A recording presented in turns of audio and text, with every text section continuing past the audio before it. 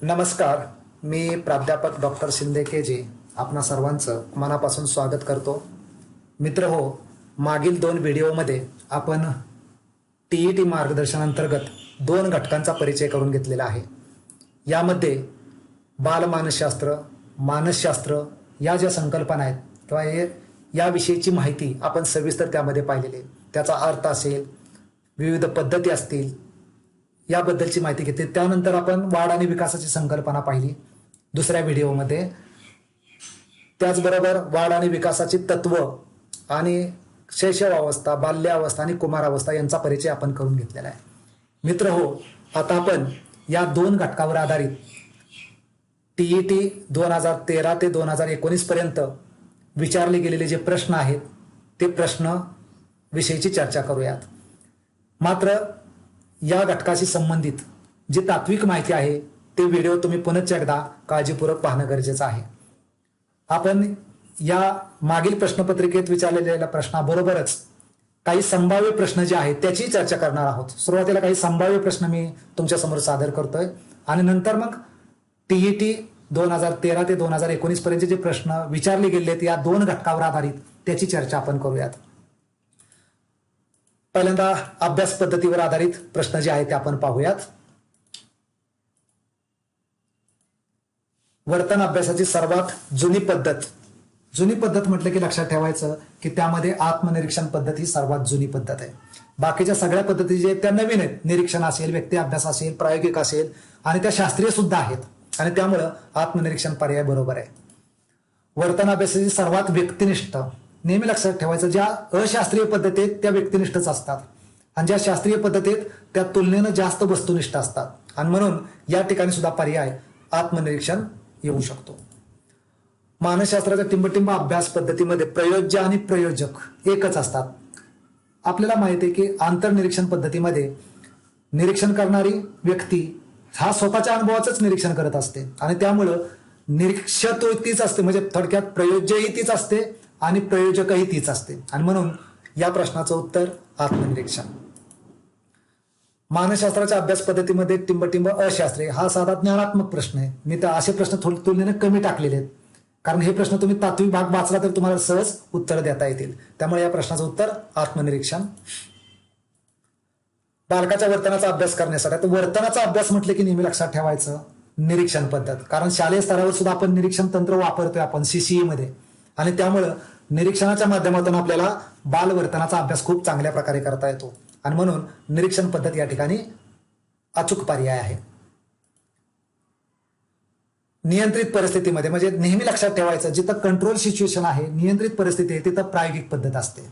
बाकीच्या कुठल्याही पद्धतीमध्ये एवढं कंट्रोल सिस्टीम आपल्याला करता येत नाही, पण ती पद्धत मात्र प्रायोगिक पद्धत मात्र अशी आहे की एकतर ती शास्त्रशुद्ध आहे आणि सगळ्यात महत्वाचं चलावर नियंत्रण आपल्याला चांगल्या प्रकारे ठेवता येतं. संस्कृतच्या अभ्यासाचा उपयोग मराठीच्या अभ्यासात होतो हे सिद्ध करण्यासाठी, म्हणजे थोडक्यात तिथं पडताळा घ्यायचा आहे किंवा प्रूव्ह करायचंय. म्हणजे जिथं पडताळा घ्यायचा असतो किंवा सिद्ध करायचं असतं किंवा एखाद्या गोष्टीची परिणामकारकता आपल्याला पाहिजे असते, पद्धतीची परिणामकारकता पाहिजे असते, तिथं नेहमी लक्षात ठेवायचं प्रायोगिक पद्धती. मित्र हो, यासाठी तुम्ही प्रायोगिक पद्धत असेल, वस्तुनिष्ठ निरीक्षण पद्धत असेल, आंतरनिरीक्षण पद्धत असेल, याचे गुण आणि मर्यादा काळजीपूर्वक पुन्हा एकदा त्या व्हिडिओमध्ये पाहून घ्या. तुम्हाला नक्की याची उत्तरं सहज देता येतील. प्रायोगिक पद्धत. अपसामान्य वर्तनाचा अभ्यास करण्यासाठी टिंबटिंब पद्धत जास्त उपयुक्त आहे. आता अपसामान्य म्हटले की एकमेव पद्धत आहे ती म्हणजे व्यक्ती अभ्यास, केस स्टडी आपण त्याला म्हणतो. बाकीच्या सगळ्या पद्धती सामान्य वर्तनाचं निरीक्षण करण्यासाठी आहेत. मग निरीक्षण असू देत, प्रायोगिक असू देत, आत्मनिरीक्षण असू देत, ह्या सर्व पद्धती जी आहे ते सामान्य व्यक्ती जी असते त्याचा अभ्यास केला जातो आणि म्हणून ही एकमेव पद्धत आहे की जी समस्याग्रस्त, अपसामान्य किंवा अलौकिक कर्तृत्व गाजवणाऱ्या व्यक्तीसाठी असते, म्हणून केस स्टडी. आता काही टीईटी प्रश्नपत्रिकेमध्ये विचारले गेले प्रश्न बघूया. 2014च्या पेपर 1 मधील हा प्रश्न दिसतोय तुम्हाला. आता बालोद्यान पद्धत आणि मॉन्टेसरी पद्धत याचे फरक मी त्या व्हिडिओमध्ये दाखवले होते पहा. तर तो फरकाचे मुद्दे जर तुम्ही काळजीपूर्वक बघितलेले असतील तर तुम्हाला या प्रश्नाचं उत्तर नेमक्या पद्धतीने देता येईल. तिथं पहा, मॉन्टेसरी पद्धतीमध्ये वैयक्तिक शिक्षण आणि कृतीवर भर हा सगळ्यात महत्वाचा फरक आहे की जे वैयक्तिक शिक्षण आपल्याला बालोद्यान पद्धतीमध्ये पाहता येत नाही किंवा कृतीवर भर जास्त नसतोय आणि म्हणून त्या ठिकाणी ती पद्धत जी आहे ती शिक्षक केंद्रित जास्त असते बालोद्यान पद्धतीमध्ये. आणि हिथं मात्र किंवा त्या ठिकाणी क्रीडन पद्धतीचा अवलंब काही प्रमाणात केला जातो, पण हिथं मात्र वैयक्तिक शिक्षणावर किंवा सेल्फ लर्निंगवर जास्त भर असतो आणि म्हणून डी पर्याय यातला बरोबर आहे. मानसशास्त्र विषय खालीलपैकी कोणते विधान लागू पडत नाही, हे नीट वाचायचं. लागू पडत नाही का पडत आहे, योग्य आहे का अयोग्य आहे, असं शब्दप्रयोग व्यवस्थितपणे वाचला नाही तर पर्याय निवडताना कधी कधी आपला गोंधळ होऊ शकतो. आणि म्हणून लागू पडत नाही म्हटल्यानंतर नकारात्मक पर्याय आपल्याला यातला निवडायचा आहे. आणि तो पर्याय म्हणजे या ठिकाणी शैक्षणिक मानसशास्त्रातील निष्कर्ष सार्वत्रिक दृष्टिकोनातून अचूक आणि काटेकोर नसतात खरं तर, आणि तर तुम्हाला फसवले असतात. म्हणजे थोडंसं नकारार्थी विधान तयार करतात आणि तुमची आकलन क्षमता किती ते तपासण्याचा प्रयत्न करतात. म्हणून विधानं सुद्धा काळजीपूर्वक वाचा, ते होकारार्थी आहेत का नकारार्थी आहेत. आणि म्हणून या ठिकाणी हे निष्कर्ष तितकेसे अचूक नसतात किंवा काटेकोर नसतात. शास्त्रामध्ये मात्र ते असतात, पण मानसशास्त्रामध्ये मात्र ते तंतोतंत नसतात. आपण मर्यादामध्ये ते पाहिलेलं आहे. प्रायोगिक पद्धतीची टिंबटिंब मर्यादा नाही म्हटलेलं आहे. पहा, नाही म्हटलं की मग आपल्याला तो विचार करावा लागेल. या ठिकाणी पद्धती खर्चिक वेळ खाऊ असते, आपल्याला माहिती आहे. कृत्रिम प्रतिसाद शक्यता ही सुद्धा मर्यादा आहे. प्रयोजक व्यक्ती तज्ज्ञच असायला पाहिजे ही सुद्धा माहिती आहे. परंतु आंतरिक घटक नियंत्रित असतात, हे मात्र आपल्याला करता येत नाही. बाह्य घटक आपण कंट्रोल करू, पण आंतरिक घटक मात्र आपल्याला करता येत नाही. म्हणून ही मर्यादा नाही, लक्षात घ्या. प्रायोगिक पद्धतीविषयी खाली दिलेल्या बाबीतून कोणती बाब अयोग्य आहे म्हटले. पहा, म्हणजे ते काळजीपूर्वक वाचणं गरजेचं आहे. अयोग्य म्हटले की जी चुकीचे आपल्याला शोधायचे. म्हणजे या ठिकाणी प्रयोज्य आणि प्रयोग यावर पूर्ण नियंत्रण ठेवणं खरं तर आवश्यक असतं, आणि इथं म्हटलं अनावश्यक आहे. बाकीचे सगळे पर्याय तुम्ही शोधून पहा, ते सगळे योग्य पर्याय आहेत. मात्र हा एकमेव पर्याय असा आहे की जो फसवलाय शब्दामध्ये. आवश्यक आहे असतं तर मग तो बरोबर झाला असता पर्याय, पण इथं अनावश्यक म्हटल्यामुळं हा पर्याय आपला या ठिकाणी बरोबर आहे. विज्ञाननिष्ठ भूमिकेवर आधारलेला मानसशास्त्राचा पाया हा थोडासा ज्ञानात्मक प्रश्न आहे. एकदा तुम्हाला हे विधान वाचावं लागेल, पाठ करावं लागेल. त्याचं उत्तर जे आहे ते विल्यम वुंट, बाकी काहीच नाही. याच्यासाठी वेगळं काही विचारशक्ती आपल्याला वापरावी लागणार नाही. खालील आक्षेपापैकी बालोद्यान पद्धतीवर घेतलेला कोणता आक्षेप असत्य आहे असं म्हटलंय. पहा, पुन्हा मागाच्या सारखंच पहा.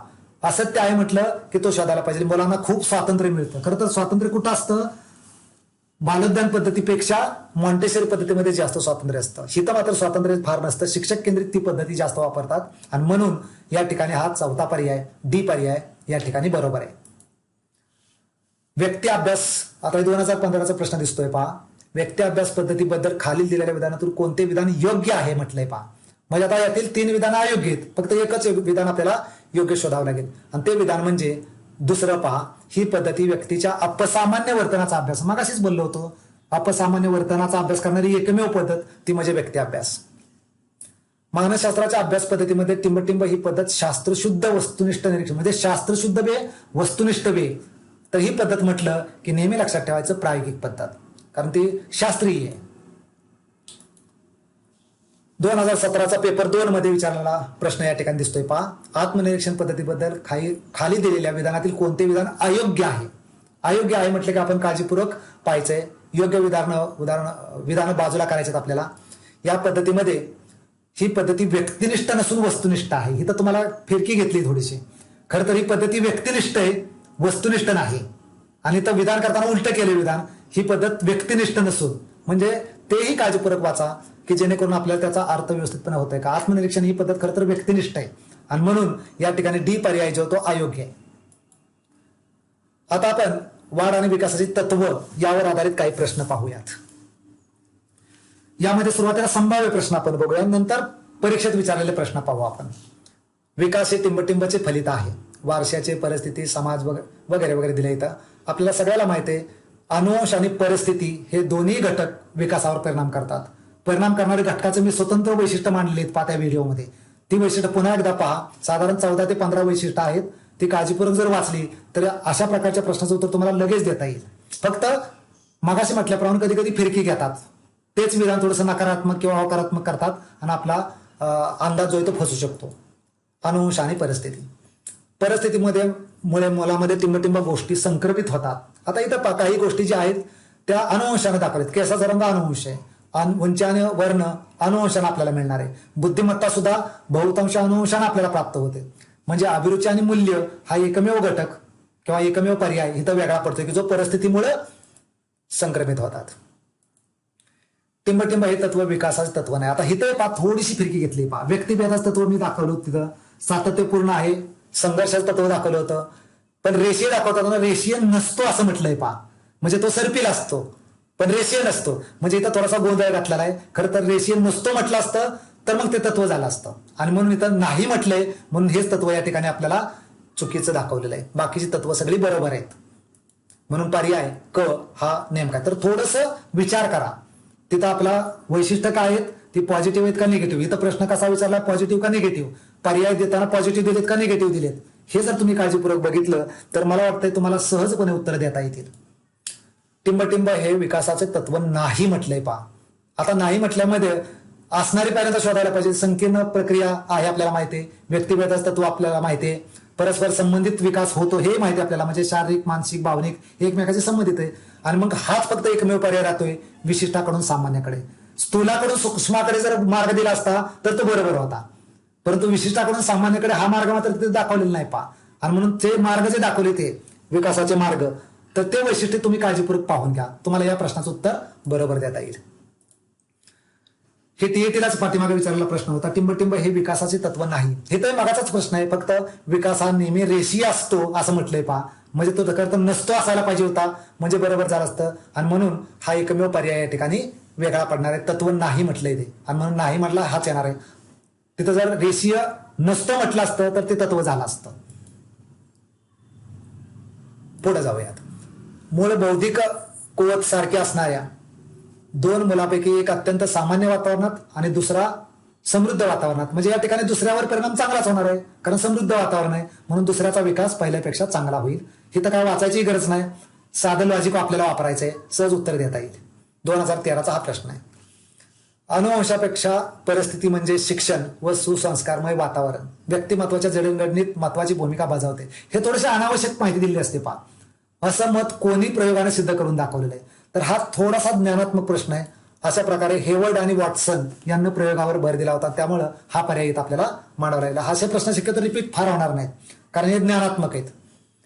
एलिझाबेथ हरलॉक यांनी विकासाची संकल्पना मांडताना कशावर भर दिलाय, तर तिथं नेहमी लक्षात ठेवायचं मॅच्युरिटी. मॅच्युरिटी हा शब्द शक्यतो विसरायचा नाही, याच्यावर भर दिला होता.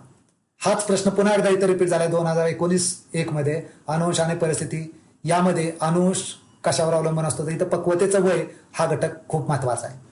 2019 पेपर 1 मध्ये व्यक्ती विकासामध्ये अनुवंश व परिस्थिती दोन्ही गोष्टी महत्वाच्या आहेत. या संदर्भात हे पहिलं वाक्य फार अननेसेसरी असं कधी कधी वाचावं लागेल आपल्याला, परंतु त्याचा संदर्भ फार नसतो. पुढे म्हटलंय पहा, या संदर्भात खाली दिलेल्या विधानामध्ये कोणते विधान असत्य आहे, असत्य म्हटलेलं आहे. या ठिकाणी सगळी विधानं काळजीपूर्वक वाचा, तुमच्या लक्षात येईल की विकासाला वळण आणि दिशा देण्याचं काम अनुवंश करतं हेच विधान असत्य. तर त्या ठिकाणी परिस्थिती सुद्धा खूप महत्वाची असते. केवळ अनुवंशानं पूर्ण विकास होतो असं नाही, परिस्थिती हा घटक सुद्धा त्याला कारणीभूत असतो. अनुवंश या विषयी खालीलपैकी कोणते विधान योग्य नाही म्हटलेलं आहे पहा. नाही म्हटलं याचा तर योग्य असणारी विधान आपल्याला वेगळी करावी लागतील.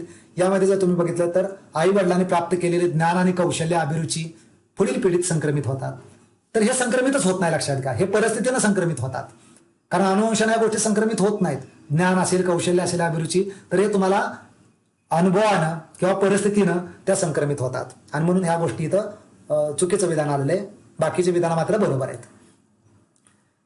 व्यक्ती विकासात अनुवंशाचा अभ्यास अत्यंत महत्वाचा असतो. याला खालीलपैकी कोणते विधान समर्थन देत नाही.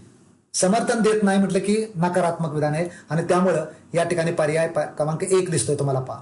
बालकाचं व्यक्तिमत्व त्याचे पालक तसेच शिक्षक पूर्णपणे विकसित करू शकतात. असं कधीच घडणार नाही पहा. शिक्षक आणि पालकच विकसित करतात, तर परिस्थिती सुद्धा खूप महत्वाची असते. त्याचे मित्र असतात, सहकारी असतात, कितीतरी घटक आहेत की जे त्याच्या व्यक्तिमत्वावर परिणाम करतात. अनुवंशाचा अध्ययनावर परिणाम होतो या विधानाला खालीलपैकी कोणते विधान पुष्टी देतात. म्हणजे याचा अर्थ अनेक विधान असतात, कधी कधी पर्याय जे असतात मी मांडले नाहीत मुद्दाम इथं असं म्हणतात. मग पुन्हा पहा, अ आणि ब, अ ब क, अ ब क ड यापैकी नाही असे पर्याय पुन्हा देतात तुम्हाला नंतर. तर ते थोडंसं काळजीपूर्वक बघून घ्या. मी तर देताना स्क्रीनवर माहिती जास्त वाढेल म्हणून ते टाळलेलं आहे. तर या ठिकाणचे जे पर्याय आहेत जवळजवळ हे सगळे पर्याय याला लागू होतात. काळजीपूर्वक वाचून पहा तुम्ही. पुष्टी देणारे हे 4ही पर्याय आहेत, पण तुम्हाला प्रश्नपत्रिकेमध्ये मात्र पुढे पर्याय देतात नंतर. अ व ब, अ ब क किंवा अ ब आणि ड असं देतात. आपण काळजीपूर्वक वाचायची, कारण काळजीपूर्वक वाचल्याशिवाय नक्की पर्याय कोणते आपल्याला सिद्ध करता येत नाही.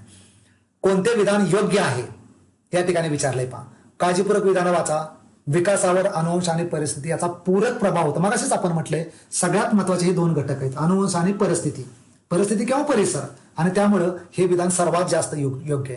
विकासावर वातावरणाचा अनुवंशाचा अधिक प्रभाव होता असं कधी आपल्याला सिद्ध करता येत नाही, किंवा अनुवंशापेक्षा वातावरणाचा अधिक प्रभाव होता असंही कधी आपल्याला सिद्ध करता येत नाही. आणि त्यामुळं ह्या सर्व गोष्टी आपल्याला विचारात घेऊन हे विधान इथं नेमकं येत आहे. खाली दिलेल्या बालकाच्या विकासाबाबत कोणते विधान समर्थन करते. आता समर्थन करते असं म्हटलंय, त्यामुळे इथं आपल्याला अनुवंशाचे संक्रमित झालेल्या गुणदोषाचा परिणाम बालकावर होतो हे विधान इथं अगदी बरोबर आहे. गुणदोषाचा परिणाम बालकावर होतो. शालेय स्तरावर व्यक्ती विकास करण्यास पुढीलपैकी कोणती बाब मारक ठरेल.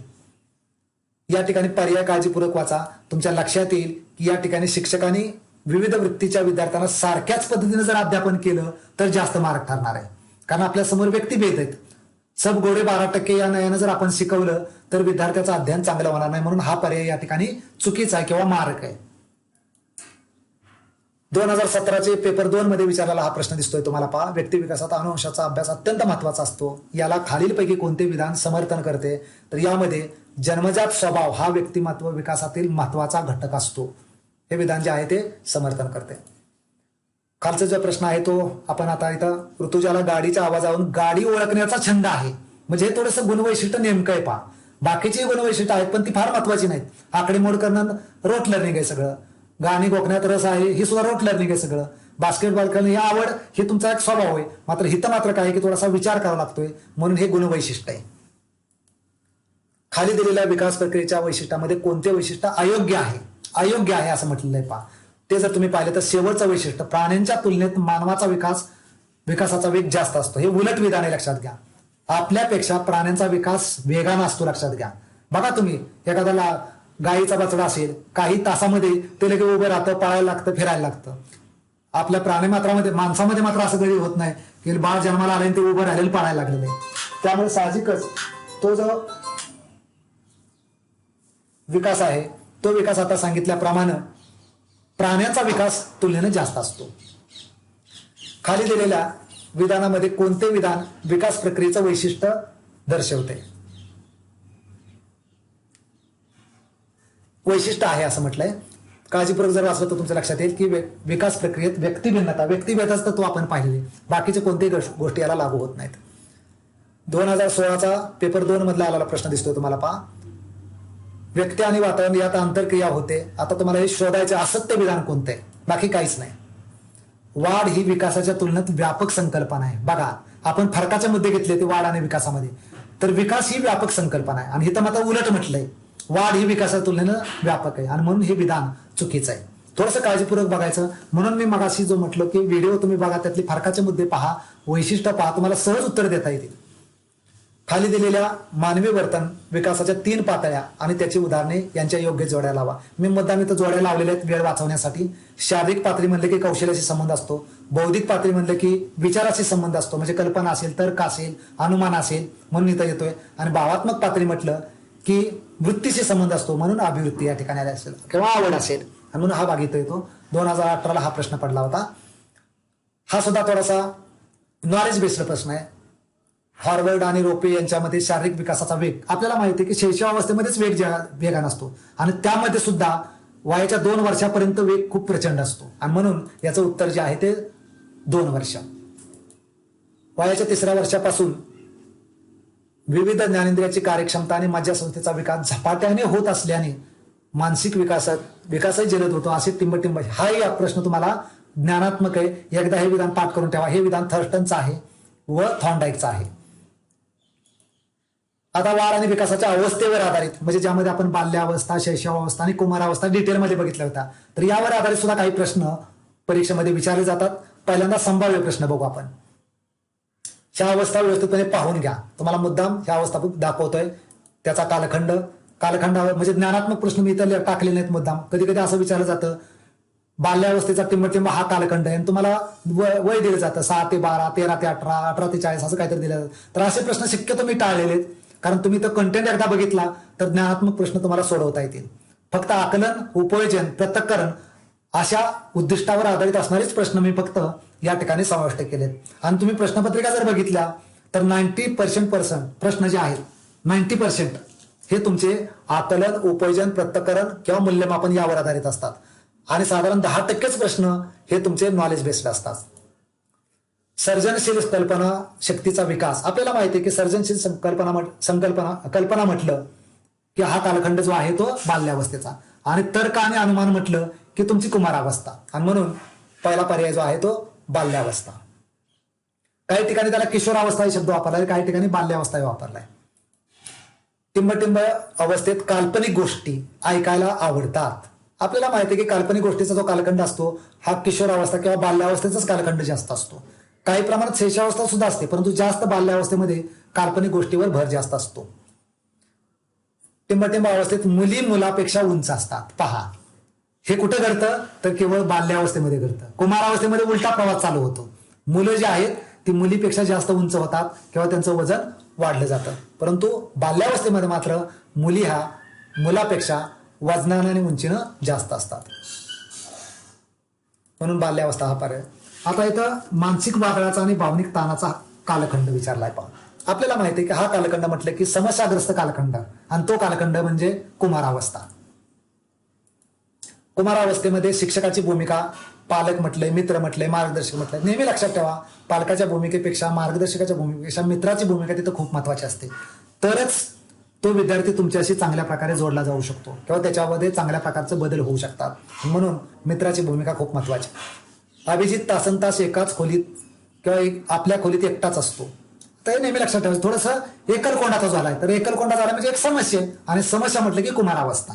साधं लॉजिक ठेवायचं की जेणेकरून उत्तर आपल्याला पडदिशी देता येऊ शकेल.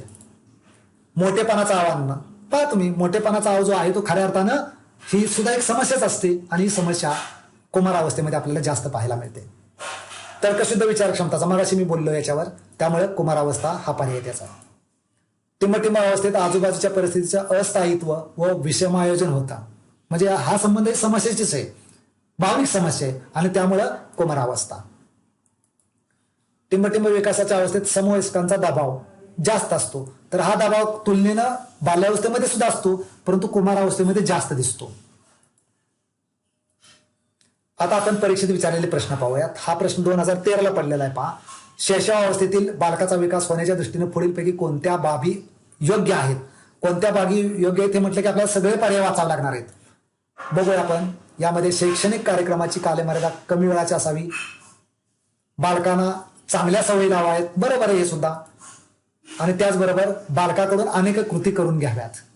ह्या तिन्ही गोष्टी महत्वाच्या आहेत. पण पहिलं पहा तुम्ही, शिशु शाळेतील दिले जाणारे शिक्षण औपचारिक स्वरूपाचं असावं. खरं तर ते औपचारिक नसतं, अनौपचारिक असतं.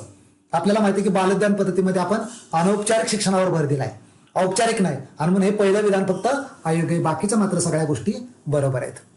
2016ला पेपर 2 मध्ये पडलेला प्रश्न दिसतोय. पहा, शैशवावस्थेतील बालकाचा विकास होण्याच्या दृष्टीने पुढीलपैकी कोणत्या बाबी योग्य आहेत? योग्य आहेत म्हटलंय. पहा, त्यामुळे इथं आपल्याला बालकाकडून अनेक कृती करून घ्याव्यात, कारण शैशवावस्थेमध्ये म्हटलंय की खेळण्याचं वय असतं, आणि त्यामुळं त्या कृती करण्यावर भर जास्त असायला पाहिजे. शैशवावस्थेमधील मुलांच्या सामाजिक कौशल्याच्या विकासाबाबत हे प्रश्न थोडेसे जरा पेपर क्रमांक 1 मध्ये जास्त पडलेत, कारण त्या ठिकाणी 1ली ते 5वीचा इयत्ता निश्चित केला अभ्यासक्रमामध्ये, त्यामुळे तो वयोगट जास्त फोकस केलेला आहे. जर तुम्ही प्रश्नपत्र बघितलं तर पेपर 2 मध्ये बाल्यावस्था आणि कुमारावस्थेवर जास्त प्रश्न आहेत. चला, कोणतं वैशिष्ट्य सांगतं तर यामध्ये इतरांचं लक्ष वेधून घेतात, हे सुद्धा त्याचं प्रमुख वैशिष्ट्य आहे. बाकीच्या कुठल्या गोष्टी या ठिकाणी फार महत्वाच्या नाहीत. 2019 मध्ये योग्य नाही म्हटलंय. पहा, शैशवावस्थेतील संदर्भातील विधान आहे. या ठिकाणी कारक विकास हा जन्मानंतर सुरू होतो. आपल्याला माहिती आहे बाकीचे जे विधान आहे त्या तुलनेनं योग्य वाटत नाहीत. कुमारावस्थेतील मानसिक व भावनिक विकास संदर्भात खालीलपैकी कोणते विधान असत्य आहे? काळजीपूर्वक वाचणं गरजेचं आहे. असत्य आहे म्हटलं की या ठिकाणी विधान जे ते शब्द संपत्ती वाढवण्याकडे कल असतो, तर हे विधान असत्य. बाकीचे सगळी विधानं सत्य आहेत. पहा, भिन्नलिंगी आकर्षण असणारे, बंडखोर प्रवृत्ती असणारे, आदर्श शोधत असतात, हे आपल्याला माहित आहे, आणि त्यामुळे साहजिकच शब्दसंपत्ती वाढवण्याचं काम शक्यतो बाल्यावस्था आणि शैशवावस्थेमध्ये तुलनेनं जास्त असतं. बाल्यावस्थेमध्ये त्याचा विकास जास्त होतो. किशोरावस्थेमधील मुलांच्या विकासासाठी शिक्षकाने खालीलपैकी कोणत्या गोष्टी करणं आवश्यक आहे? कारण एकापेक्षा जास्त असतील.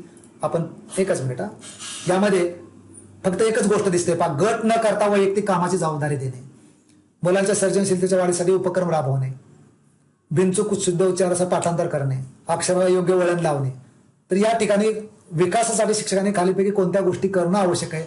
तर हे थोडंसं वैयक्तिक काम का म्हटलोय, कारण या ठिकाणी विद्यार्थ्याचं वैयक्तिक शिक्षण चांगल्या प्रकारे होऊ शकतं. बाकीच्या गोष्टी आहेत, परंतु ह्या गोष्टी तुलनेनं जास्त महत्वाच्या आहेत. कुमारावस्थेतील कुमार-कुमारींच्या अंतःस्राव ग्रंथीत बदल होऊन पुढील कोणत्या बाबी घडून येतात.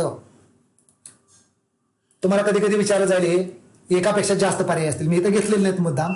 तर ज्या गोष्टी करतायत तेवढ्याच फक्त या ठिकाणी मी नमूद केलंय. शारीरिक बदल झपाट्याने होत आहेत, मनस्वास्थ्य बिघडण्याची शक्यता असतात, ह्याचंही कारण अंतःस्राव ग्रंथी असतात. विकृत मार्ग सुद्धा लागण्याची शक्यता आहे, ते सुद्धा कारण अंतःस्राव ग्रंथी असतात. आणि अस्थिरता निर्माण होणं हे सुद्धा अंतःस्राव ग्रंथीचाच परिणाम असतो. आणि म्हणून हे चारही पर्याय या ठिकाणी बरोबर आहेत. किशोर वयातील मुलांच्या शारीरिक विकासाबाबत खालील पैकी कोणते विधान योग्य आहे. योग्य विचारले पहा. या ठिकाणी ग्रंथ रसामुळे शरीराच्या सांगाड्यावर परिणाम होतो. अगदी बरोबर आहे. उंची किती वाढायची हे तुमच्या ग्रंथ रसावरच अवलंबून असतं आणि त्यामुळे साहजिकच ते विधान जे आहे ते त्या दृष्टीनं योग्य आहे. किशोरावस्थेतील मुलांची प्रवृत्ती आपल्याकडे मित्रांच्या टोळ्या करून राहण्याची असते. याचा शालेय उपक्रमातून फायदा करून घेण्यासाठी शिक्षकाने पुढील पैकी कोणती बाब टाळावी. टाळावी म्हटले म्हणजे एकच बाब आपल्याला या ठिकाणी शोधावं लागेल. तुम्ही जर बघितलं, विद्यार्थ्यांनी केलेल्या तक्रारीकडे गांभीर्यानं पाहावं, टोळी करून विध्वंसक कार्य करायला उद्युक्त होणार नाही हे पाहावं. म्हणजे या ठिकाणी विद्यार्थ्यांनी जी तक्रारी केली असते त्याच्याकडे फार गांभीर्यानं पाहावं ची गरज असणार नाही. तर तो मुद्दा या ठिकाणी खूप महत्वाचा आहे. बाकीचे मुद्दे जे आहेत त्या दृष्टिकोनातून आपल्याला योग्य वाटतील. किशोरावस्थेतील औपचारिक शिक्षणाला सुरुवात झाली की 2013चा प्रश्न आहे. पुढीलपैकी कोणती गोष्ट टाळावी. टाळावी म्हटलेलं आहे शालेय तासिका मोठ्या कराव्यात. मोठ्या असायला नाहीच पाहिजेत, लक्षात घ्या. तासिका कमी मिनिटाचंच असणं गरजेचं आहे आणि बाकीच्या गोष्टी जे त्या बरोबर आहेत. टाळावी म्हटले म्हणून तो पर्याय आपल्याला या ठिकाणी हा बाजूला पडतोय, बाकीचे पर्याय योग्य आहेत. कुमारावस्थेतील विद्यार्थ्यांना अध्यापन करताना शिक्षकांनी पुढीलपैकी कोणत्या गोष्टीचा विचार करावा. शिक्षकांनी पहा, नक्की काय करणं गरजेचं आहे हे विचारलेलं आहे. तर शिक्षकांनी आचारात आणि विचारात विसंगती नसावी, कारण कुमारावस्था आहे, लक्षात. कारण ते आदर्श शोधत असतात आणि शिक्षक जर बोलतात एक आणि करतात एक असं घडायला लागलं तर कदाचित विद्यार्थ्याचा विश्वास त्यांच्यावरचा उडतो आणि मग शिक्षकाचा प्रभाव कमी कमी व्हायला लागतो. आणि म्हणून ही बाब आपण या ठिकाणी विचारात घेणं गरजेचं आहे. कोणते विधान अयोग्य आहे पहा. किशोरावस्थेतील मुलाच्या बाबतीत विचारलंय पहा. तर टोळीच्या हितासाठी आई वडिलांना फसवू शकतात, हे विधान जे आहे ते योग्य आहे. 2017चा अजून एक प्रश्न दिसतोय तुम्हाला पहा. शैशवावस्थेतील कारक कौशल्याचं वैशिष्ट्य विचारलंय. तर मुलांच्या हालचालीची वाढ पायापासून डोक्याकडे होत असते. अगदी बरोबर आहे, कारण इथं कारक विकास विचारलाय. कारक म्हटलं की हालचालीचा संबंध आलाय आणि म्हणून तो बाधित आहे. बाकीचे सगळे इथे भीती असेल, सहनशक्ती असेल, हे थोडंसं मानसिक विकास आहे किंवा भावनिक विकासावर दिलंय आणि हा एकमेव कारक विकास आहे. मला वाटतंय बऱ्यापैकी या प्रश्नांचा अंदाज तुम्हाला आला असेल. तुम्ही सर्वजण या प्रश्नांची पुन्हा एकदा उजळणी करा. नक्की मला खात्री आहे की तुम्ही अशा प्रकारे जर अभ्यास केला तर या घटकावरील प्रश्न तुम्ही खूप चांगल्या प्रकारे सोडवू शकाल. आपणा सर्वांना या येणाऱ्या परीक्षेला TET परीक्षेसाठीच्या मनापासून शुभेच्छा. धन्यवाद.